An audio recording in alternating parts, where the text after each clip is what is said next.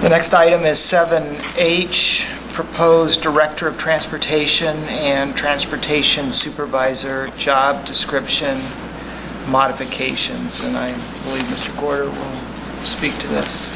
Well, just to give you a little background on where this is even coming from, talk about finance a little bit, but Charlie McPeters resigned as our transportation supervisor, probably I think back in May, June-ish, and we went through the process of posting the job as the job description that Charles McPeters was hired for without making any changes to that. And through that whole process, Jeff and I had some conversation as to, you know, what should we be doing. And to be honest with you, this conversation started with Jeff's expression of, I might want to apply for that position, which, you know, really, truthfully, to say it sent chills down my back would be a slight exaggeration, but Jeff has done an outstanding job for us as the Director of Transportation, and I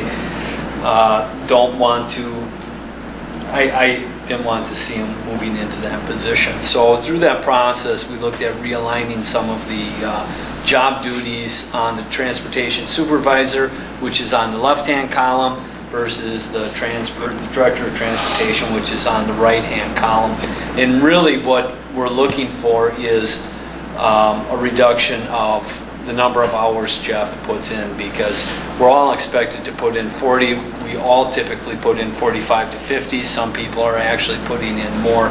But the way Jeff's job was set up, he arrives at work at about 5:30 and was going home around 4:30. And if this isn't something that I wasn't aware of or Cindy wasn't aware of, because every time I had an evaluation, when I said, Jeff, you got to look at getting those hours down.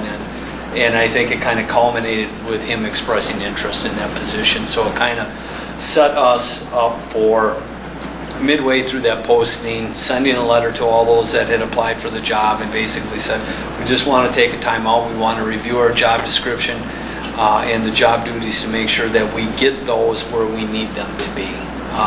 Through the process, we're going to go back and probably repost the Transportation Supervisor if you're okay with these changes as they are written here, and then go through with hiring that Transportation Supervisor position, which will allow us to keep Jeff as the Director of Transportation.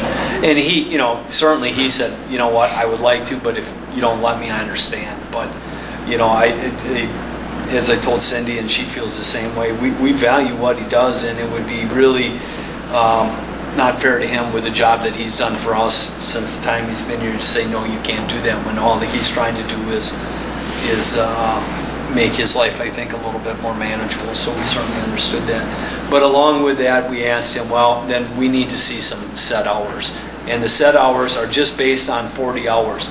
Now, having said that, with any hiree, whether it's a supervisor or administrator, we tell them we start at 40, but most of us, again, put in 45. Some of us are putting in 50, and sometimes you're putting in more than 50. But the starting point at least has to be 40, and we all recognize we'll put in more. And I think we put in, with this realignment of job duties, something that probably will get us to that point. And again, my primary things that I want Jeff to do is, one, be the Director of Transportation, but then it's the student discipline. Jeff deals with as much student discipline as probably as any of our principals do. And Cindy and I probably, had knocked on wood, on average maybe 3 to 5 calls a year, and there isn't anything that those calls are going to come through regardless. So. Technically, did we need to have this on the agenda? Probably not, but we'll be talking about this later in closed session, so it's a good time to at least review what we're doing here. Questions, concerns? No, I think it's important to review that anytime a job comes open, realigning duties, and that's good to... Well, I just want to, you know, for some of the people who applied, it's like, why now? Well, the why now, we were pretty comfortable with what we had until a potential applicant showed up in the pile that they said, you know, wait a minute, if you're not happy now, what makes you think you're going to be happy? Or worse yet, the person we hire to replace Jeff is going to be happy. It doesn't do us any good to burn people out and have the position changing every 3 to 5 years. That's not a good way to run any business. So we had 2 jobs before, we'll have 2 jobs now. The total number of hours is staying the same. We're modifying the schedule somewhat to keep a very valuable employee. It seems like the thing to do. Keep in mind, one of Jeff's other primary duties is to make sure we're up and running. So when people make me feel good that I get a phone call at 5:30 in the morning on the snow days, he's been up for an hour.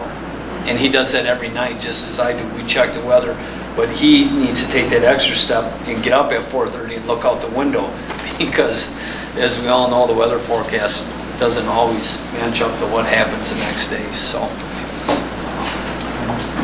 Do you need any action No. at this point? No, I think we're comfortable just sharing with you the changes with the job description or duties. All right, thanks. Any other questions before we move on?